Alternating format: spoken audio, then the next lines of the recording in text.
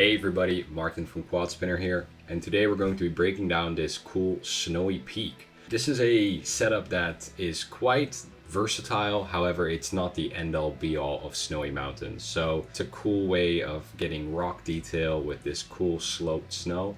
However, there will be many other ways to do this, and there's even new nodes coming out in the future updates, which will totally change the game when it comes to snow. So for now, let's get into this and check out this pretty cool setup I built here. I kind of based it off of really high altitude mountains where snow is really caked on steep areas and clinging on because it's frozen. But there's also rocky areas that are protruding from it, either due to the steep cliffs or just maybe wind hitting this particular area and blowing off snow. Yeah, let's get started. I'll turn down the resolution to 2K so we can just quickly go through this and it doesn't have to load every time. All right, to start off, we're gonna start with a mountain primitive. I used a height of 2 and I kind of, seed farmed in a sense until I found a nice seed where I got this nice bulky, large shape. Some will be different than others, you kind of have to look for something that you like when you start off. Now, this is a very cool bulky shape, however, we're still missing these really defining peaks that I wanted in my mountain shape. So to get that, we're going to use the Voronoi. Voronoi is an amazing node, you can get a lot of detail out of it, and in our case, we're going to use it to create that cool, craggy peak look. So we're going to put it to a scale of 0.8, which is a little smaller, so we have more individual little peaks coming out. I put it to the Manhattan function. It differs from the Euclidean function because Euclidean is a bit more exponential, has a bit more steep rising slopes. I can show you right here. So you can see it has these like very tiny sharp peaks that kind of raise exponentially, while Manhattan is a lot more equal in shape and all the slopes seem to be quite straight, like a linear growth in a sense. I put the shape function or form function to P, and I don't think I touched any other settings. You can, if you want, turn down the gain, clamp the height a bit, maybe lower the jitter if you're getting a really jittery look. I would recommend just playing around with the seed, see whatever seed works best. After I got this Voronoi, I get a radial gradient and put a shaper of 0.5 to it, which I then multiply onto the Voronoi. So the edge node can do this as well for you quite quickly. However, I like this setup because I have a bit more control on the actual fall off. So if I go here and then change the shape, you can see that I have a lot of control. And it's, I just like this kind of setup. It will always be zero borders, it won't overshoot the edge. It will always have a 0 at the edge. However, I'm very much able to control this fall off until I like it. In my case, 0.5 worked really well. I felt like that was kind of aligning with the slope of the Voronoi itself. So after I've after I've multiplied that to get a 0 borders edge here, I transposed it on top of my mountain shape. So transpose is kind of like the new embed function. So in Gaea 1 we had the embed inside of the combine node. Now we get transpose, which also has the embed function, but transpose is pretty much just a better option. So yeah, I'm transposing this Voronoi on top of my primitive, getting a very nice, cool shape right here. And again, if you don't like certain parts of it, just go seed farm on the Voronoi or your primitive and see what you get. It's very important that you like your base shape. If you don't like your base shape, you're not going to like your mountain. So yeah, now that we have established this cool shape, we're going to actually get into erosion. So I opted not to have any erosion on my primitive. I just used the basic function. So we're going to add our own erosion to quite early in the stack. And I'm doing this because this will very much be a shaping node in a sense. So erosion 2 is very versatile, very strong. And it has a lot of effects on your shape. So I personally like to put it more early in the stack in what I call the shaping area, because it creates these big changes in my mountain if I have the erosion skill set higher. You will get big valleys, big river kind of details, big flows. So You can of course adjust the node to be very minimal and very light effects, but you know, I love the erosion tool look. It instantly creates a very believable shape off of any, you know, primitives that you threw together. It's just that it's a very strong one, a very strong node, so I like to have it more early in my stack. So it doesn't override any cool details that I've added. You know, if I added very cool cliffs to this mountain already and then added an erosion 2 node at the very end, which then removed that cliff by, you know, a flow going over it, I would have been quite sad about it. So I opt to put it quite early in the stack. And now let's talk about every setting. I feel like the best way to cover erosion 2 is if I first explain the settings individually and then go over why I chose each one for this specific mountain. So what I'm going to do is just add an erosion 2 right here, and we'll see the base erosion 2 output. So duration. Duration is quite self-explanatory. It is pretty much how long the simulation is running. In erosion 1, we normally don't touch duration as much since it's quite a heavy node, and if we crank up the duration, we are going to be waiting forever for that node to finish. Duration in erosion 2 is very, very manageable because the node is just so quick. So we can turn this up to 77 and we're going to get a super cool result in no time. It almost doesn't feel like you have to wait any longer for a higher duration. Downcutting, again, quite self-explanatory. It is just how deep the grooves will be from the erosion itself. Erosion scale. Now this is a very interesting setting that a lot of people maybe don't really touch or don't really know what to do with. Erosion scale kind of dictates how much space is between each valley or groove from the erosive flows. So if we have it to a scale of 1,000, it means that, like, let's say at a distance of every 1,000, we're going to have a large groove come into our mountain. Now if we turn this down, we're actually going to see a lot more grooves start appearing. As you can see, especially in this little valley area, we're going to see so many more small grooves. And if we just keep cranking this down, you're going to get so much more detail. Now, in a terrain like this, I think staying between the ranges of 1,000 to 250 is probably your best bet. Once you get around 200, you're going to get a lot of cool detail still. However, if we go below 200 on a terrain like this, it could be more of a rock detailing effect. So if we turn down the down cutting, maybe we could see this as like slabs of rock being cut into our terrain. All in all, it's a very powerful setting. Definitely play around with the erosion scale. You're going to get so many different variants of your terrain. In my case, I used 250. I really like the effect that I got with that.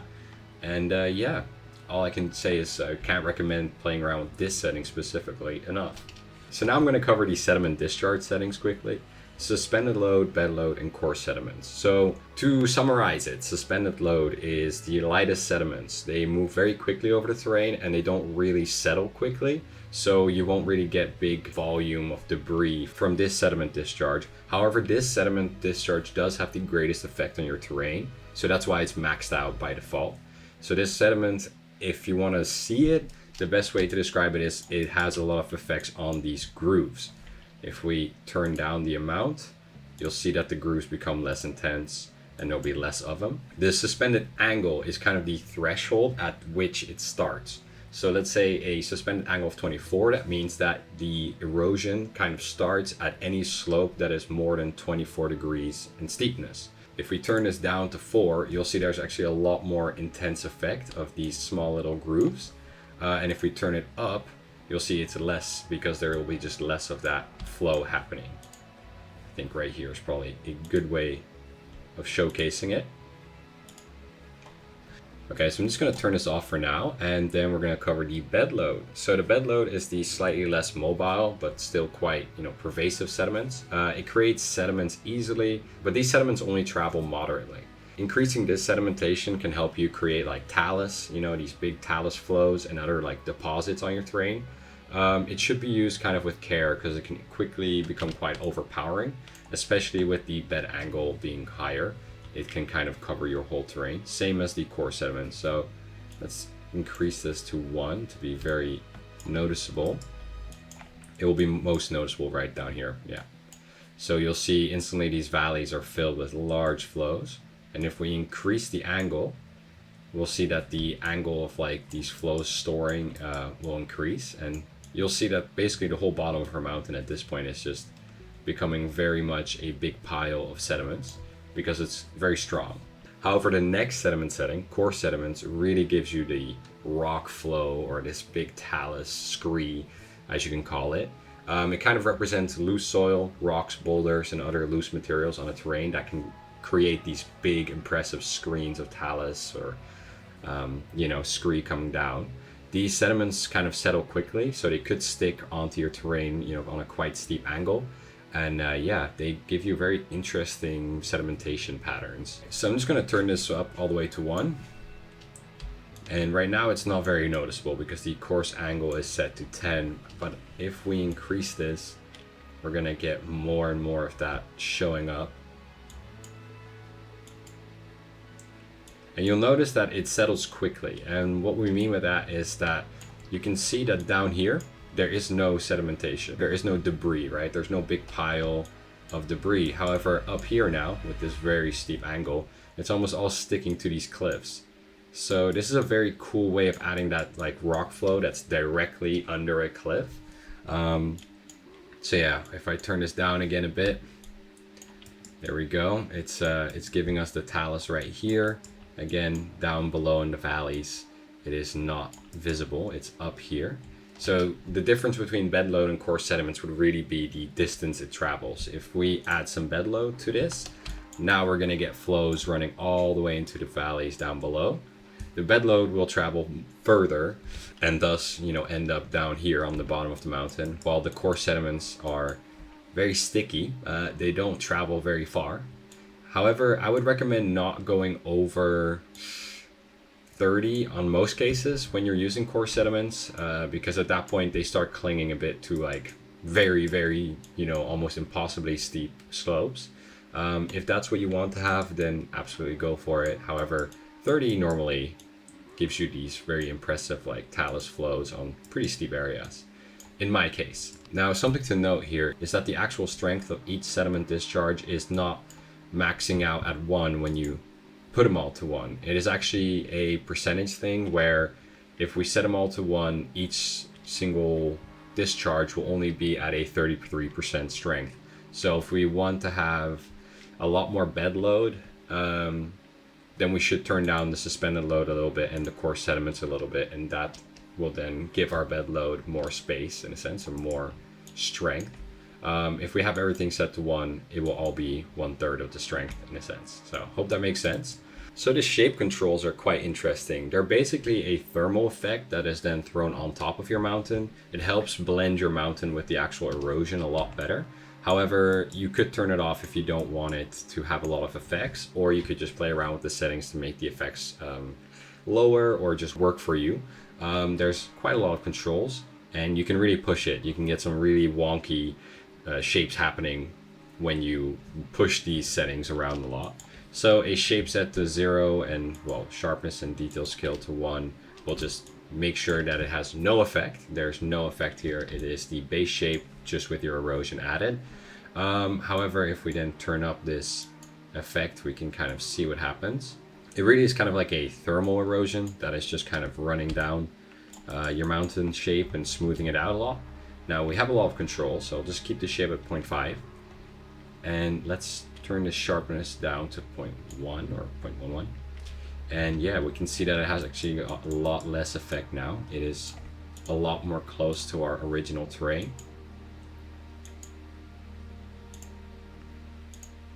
Just gonna run through these settings like this so you can really visualize it. There we go. Okay, I'll just keep this at 0.5 as well now. And the detail scale. So really lower this and you'll see that it becomes a lot more smoothed out of the terrain. And of course, the higher it is, the more of the details you're preserving as well. So you could get some pretty interesting settings if we actually turn this up and then lower the detail scale. You can kind of get these low poly mountains in a sense.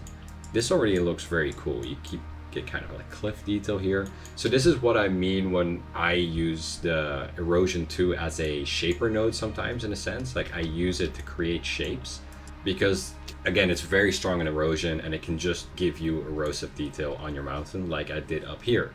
However, you can also get your primitive and turn it into something completely different. This could be a very good primitive as well in a sense. And then we can add details on top of this again, and then add another erosion to actually get some realistic shapes out of this. Right now this is very smoothed out, of course, and it would need a little bit of detailing to work. However, you can get these really cool shapes just by playing with these shape settings down here. If I turn this up, what happens? It becomes even more smoothed out with crazy cliffs. Yeah, I love it. These little fun little settings down here are very much something you should try out and play around with, because altogether it can give you really cool alpine shapes like this. Yeah, very neat, very neat. However, now that we've covered all the settings, let's go into the settings I used. So I turned down the duration to 8. I just didn't need like as much erosion on this terrain in the beginning just yet. The downcutting to 0.2, the erosion scale to 250, so I have a bit more different grooves and stuff going on. The suspended load I turned down to 0.25. I kept the angle at 15. It just made the actual individual grooves less deep and less aggressive. I turned up the bed load and the bed angle a little bit, and just creating these talus flows. And the coarse sediments, I didn't need it because I was going to add a layer of snow, so adding a whole layer of scree and talus was not necessary. The shape, I kept it at 0.2. However, I did turn up the shape sharpness and the shape detail scale to 0.7 and 0.8 respectively. So those are the settings I'm using on this terrain. I would say it's very much depending on the actual primitive you have, how much you want to be down cutting and how deep you want the grooves to be. So I play around with it. I explained every setting now, so I hope you actually are able to kind of figure it out. And if you have any questions, leave them in the comments, but also there will be a separate video on erosion too, where we will just deep dive specifically into that node. It might already be up on the channel, so you can check. Otherwise, it will be coming soon. After erosion 2, we're gonna add a distance node. I'm doing this just to kind of sharpen down and grind down some of the peaks. After adding this primitive, there was very steep cliffs over here, and this little peak is very pronounced, and I kind of just wanted to have everything kind of sharpened down. So I added this distance node, direction set to 24, and I turned the fall off down to 0.4. And after that, just made sure that I set the influence to 0.5. If I keep the influence at 1, you can see it's a very, very strong effect. And of course, this would be very hard to work with afterwards. It looks a little too mathematical, right? So turning down the influence, which is a setting we can add here, to 0.5 kind of helps it blend with the actual rocky terrain we have below it. So let's get started with this rock detail. A way to get rock detail I really like is the sandstone node. It is very strong. However, I do change a few things. I upped the spacing to 0.2. It doesn't really work the same way as fractal terracing, where that will be very noticeable. It still stays very detailed with like micro detail as well. The convexity I changed it to 0.5. It made the ridges a little sharper, less bulgy and smooth, but a bit sharper, pronounced. And then I turned the chaos up to 0.4. I wish I could turn it up to 1. I love chaos. The chaos is kind of like this kind of crisscross pattern that's happening with the sandstone. I really love it. It really creates very, very cool rock detail on your mountain. Afterwards, I warped it a tiny bit. I actually had played around with the warp strength a bit higher, but I really just like the detail that the sandstone provided, so just a tiny bit of warp. Roughness set to 0.6, strength set to 0.05, and the size to 0.01. So it's a very light warp. I did turn the iterations to 4, so it kind of warps it 4 times in a sense in different directions. Gives you quite interesting shapes. It's more pronounced on higher resolutions, of course. At that point, I select the slope. I set it to a range of 50. I invert it. So again, in these settings right here, I choose, and here, I choose the invert, and I add a blur of 0.1. I kind of do this because if you don't blur your selection or your mask, you can get a lot of artifacts on the edges. When you add a lot of detail like this on a less detailed terrain, you kind of want to blur the edges so it blends well and you don't see very noticeable artifacting between the areas where it is and it isn't. So you can't really notice where it starts and stops. It's very smooth fall off.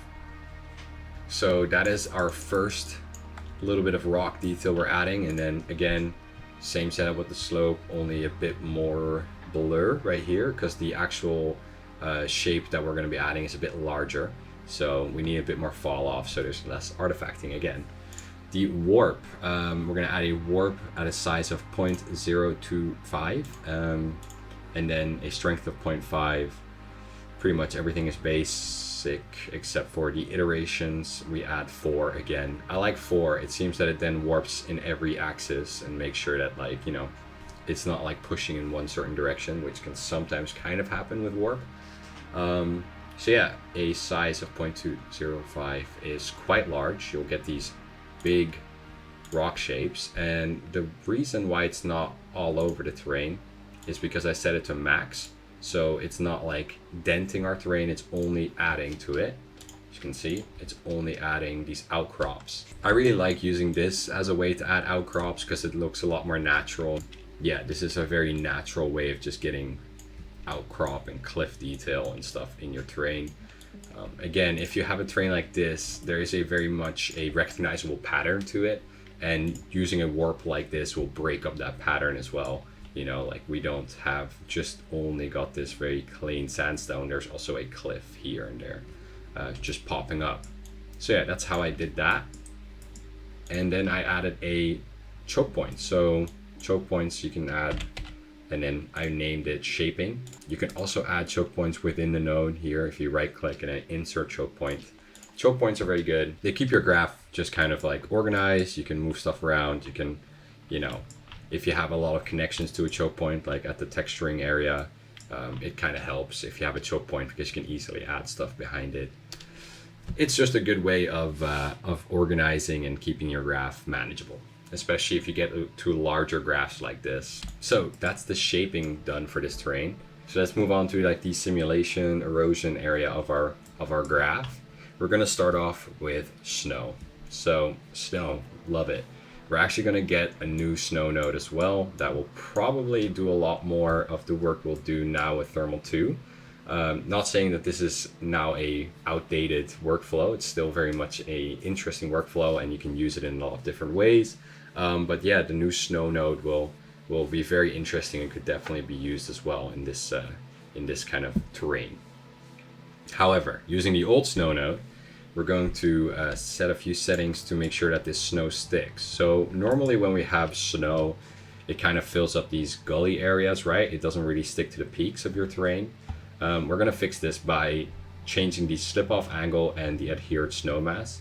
So the slip-off angle is normally set to 38. I set it to 50. And the adhered snow mass is set to 15 or 12 or something, and I turned it to 20. This will just give us a lot more build-up on steeper areas and especially on kind of the ridges on top of the mountain. The intensity is turned up a little bit to 0.3. The melt is very much something you have to dial in specific to your terrain. So the melt, if I turn it off, you can see a lot more of the rock is covered. And if I put it to 0.22, which is where I was, it just exposes a bit more of the rock. So I would say play around with it, see how your terrain looks, and if you want more or less terrain covered by snow, there you go. Use the melt function and the intensity and that kind of stuff. In my case, I set the snow line to 0.15, so it just kind of ends here. Again, very much depends on your terrain and whatever you need. So, moving on from that, so there's two ways we can go about this. So you can use slope or we can use the actual snow map and blur it. So this is for the thermal. At this point, snow looks really cool, right? However, it is a bit bulgy. It's just a bit blobby, I guess. It just looks like a big thick layer of snow. I want that high altitude look where it's very much frozen and the wind has been like blowing it so much that it freezes into these ice sheets and it breaks. It almost looks rocky. It's very sharp looking. And the way to get that is with thermal. So right now on 2K it doesn't look as sharp, but trust me, 8K, 16K, you'll have very nice sharp ridges and a very nice steep look to your snow.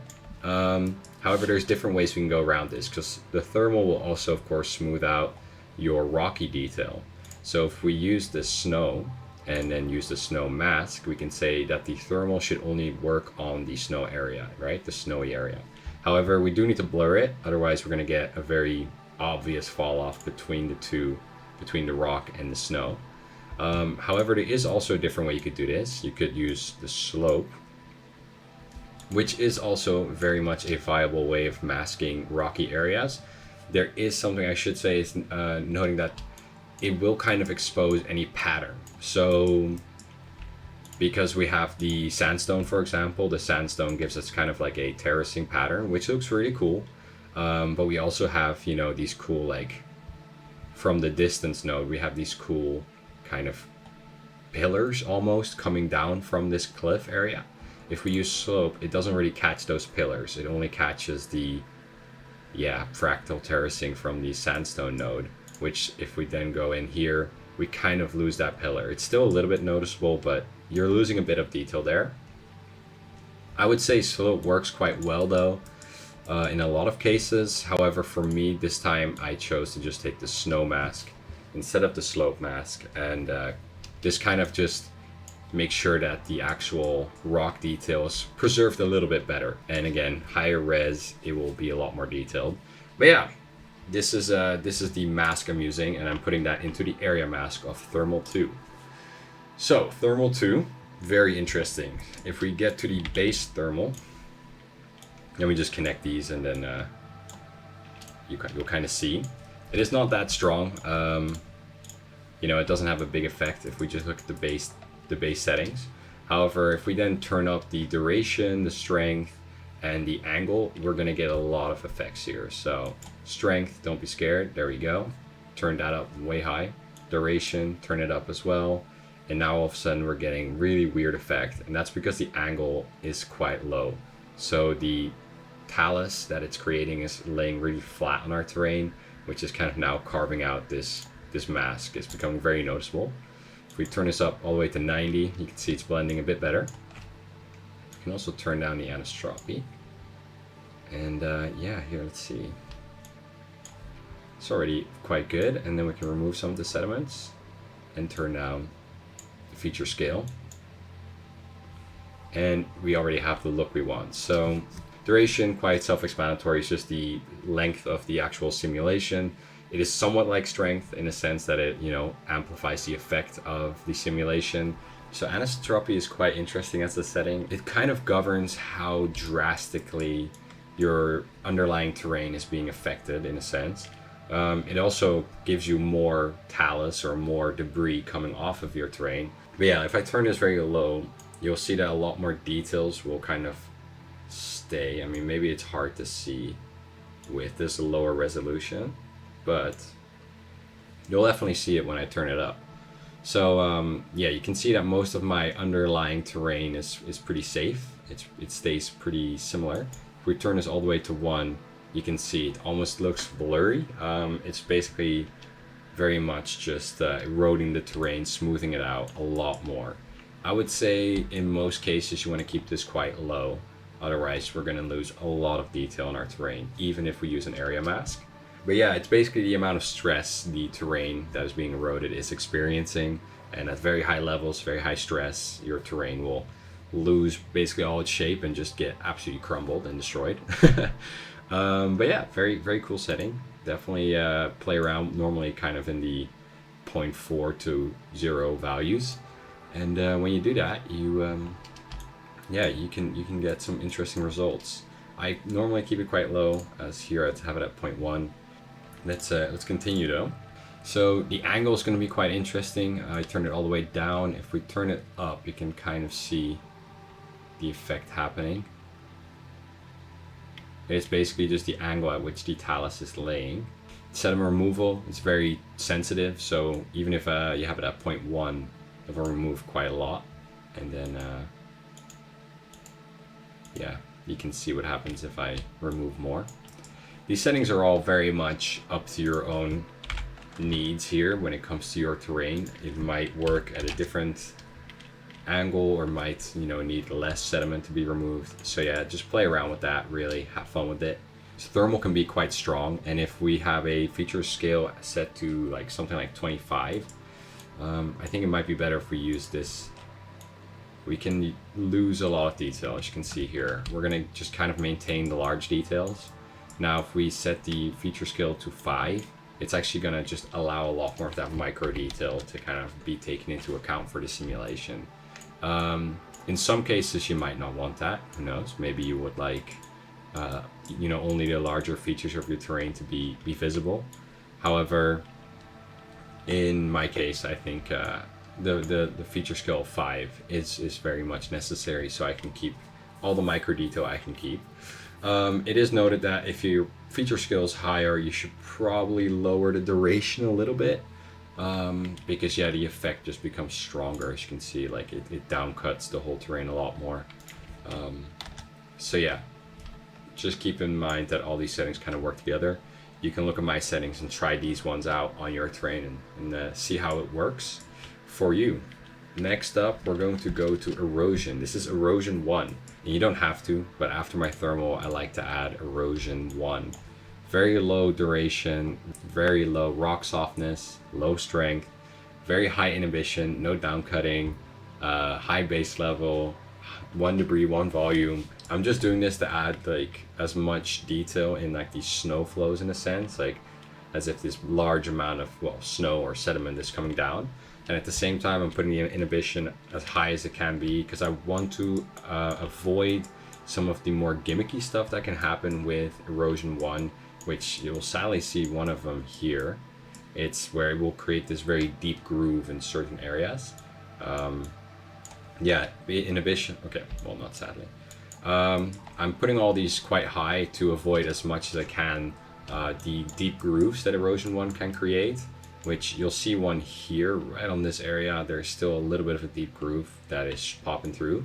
But yeah, with these settings, that should be minimized, and you probably only will have kind of like the very light flow, almost texture that you get, but not the actual deep flow lines that erosion 1 would normally give you.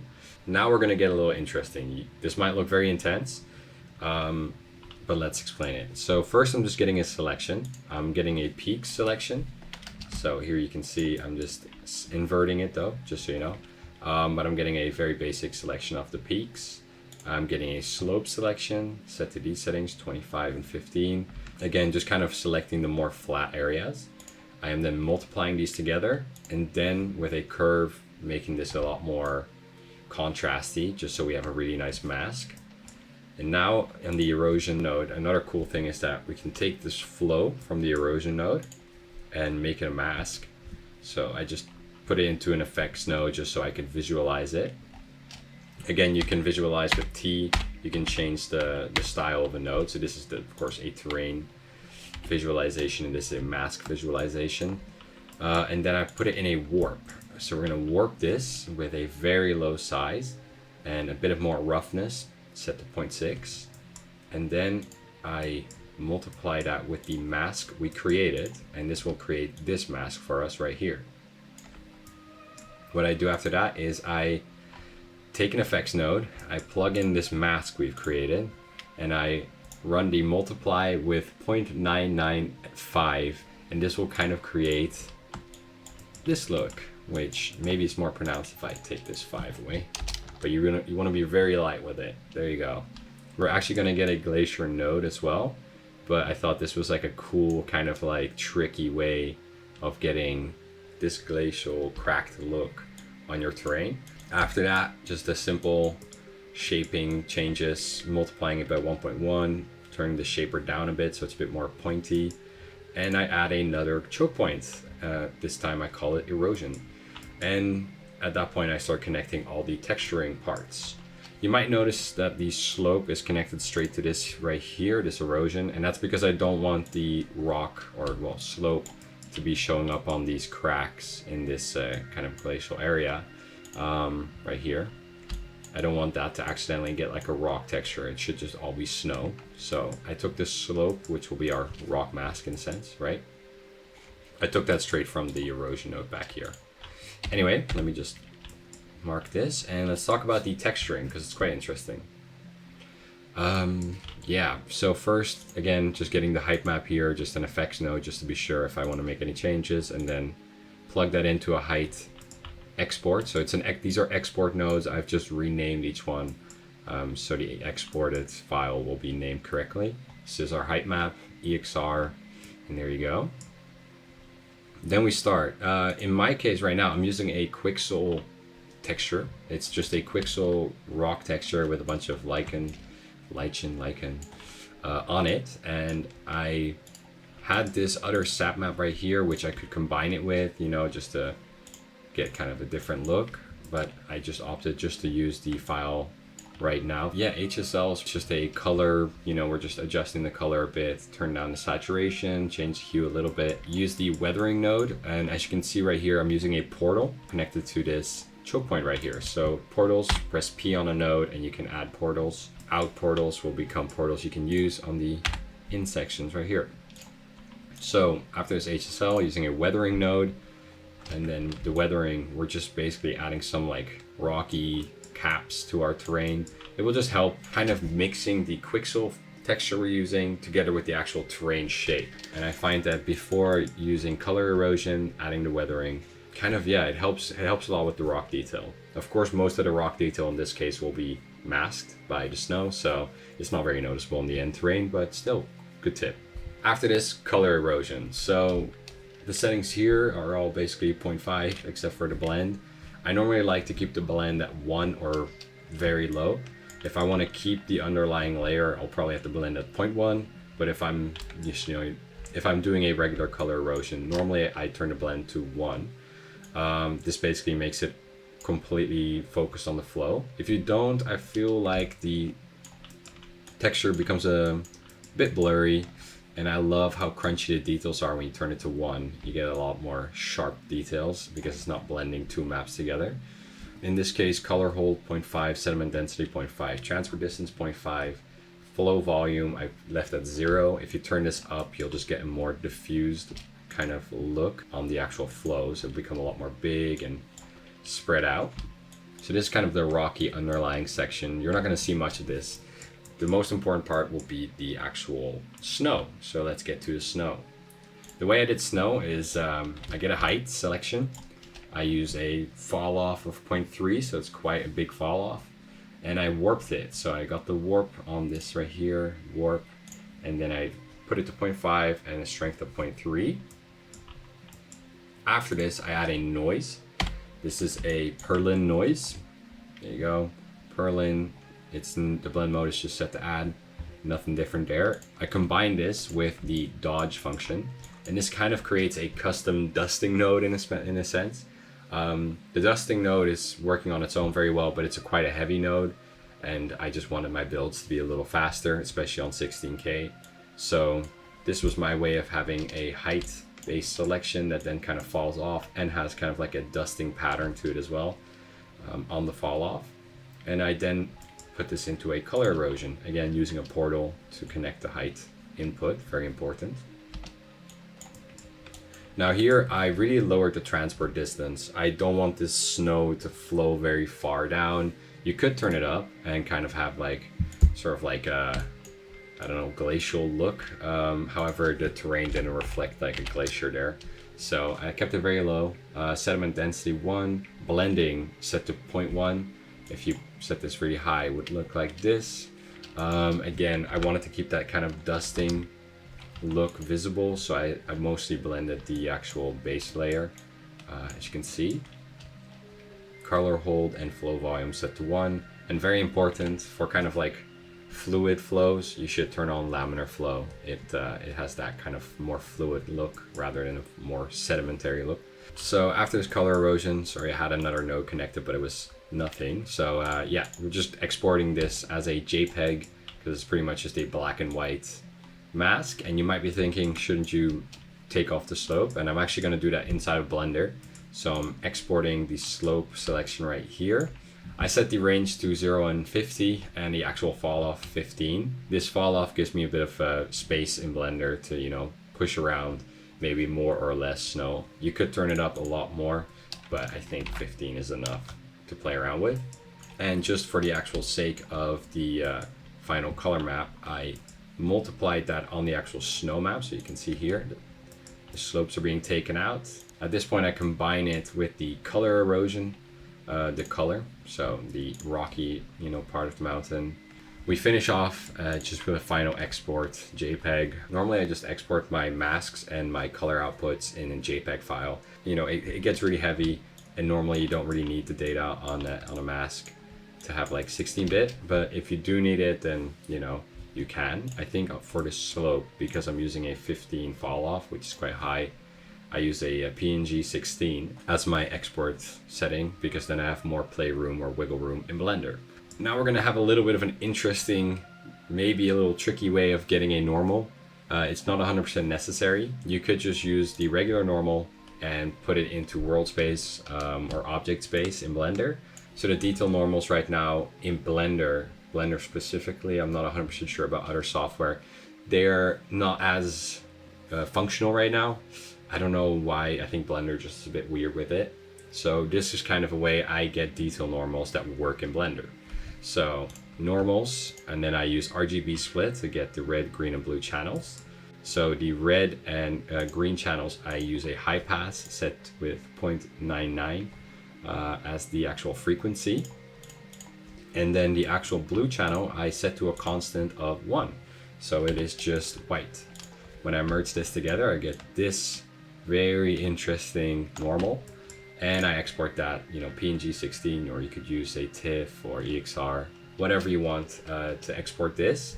And basically it will give you very manageable tangent space normals. They don't have any height data connected into them, but they pretty much work really well and are able to add a lot of extra detail, especially at higher res mountains like 16K, because your mesh probably won't be as high detail as a 16K output, especially in Blender. I don't think Blender would appreciate the vertice count. I really like using normals when I'm using a terrain with a lot of snow, because again, snow is not very detailed, right? It's pretty much just white. So you really need your shape to shine through when it comes to snow. So yeah, I love to use normals in that case. And then I like normals that I can really push, which this kind of setup gives you a lot of leeway. You can really push the strength on the normals and it won't bug out in Blender at least. So yeah, there's a little trick here. And that's pretty much covering this terrain. I will now export this in 16K and maybe like show you guys a little animation of it in action.